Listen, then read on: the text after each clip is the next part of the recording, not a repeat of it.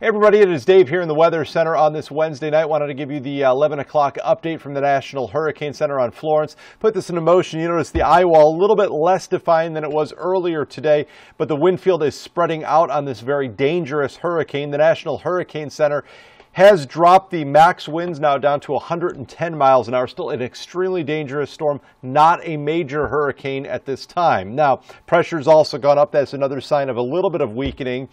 Still about 300 miles plus to the east-southeast of Myrtle Beach, South Carolina. And again, if it kept this clip, that would put it in less than 20 hours in a landfall. It does appear that it will slow down a little bit before making landfall as far as forward speed goes.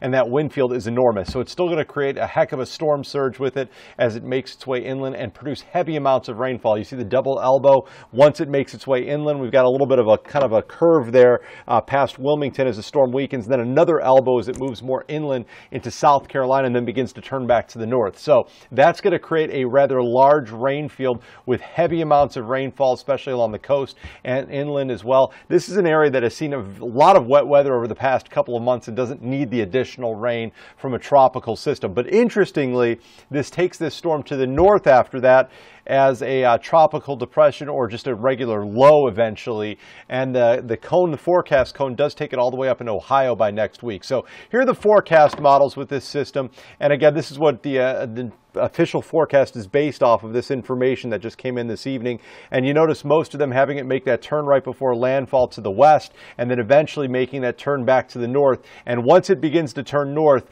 it is going to have some rapid progression to the north. And really, even the models that are taking it right over central Ohio, not bringing a lot of rainfall with it at this time. Most of those models showing anywhere from about maybe a tenth to a quarter of an inch of rain, with a little bit higher totals, a half inch to an inch in the eastern part of the state by the middle of next week.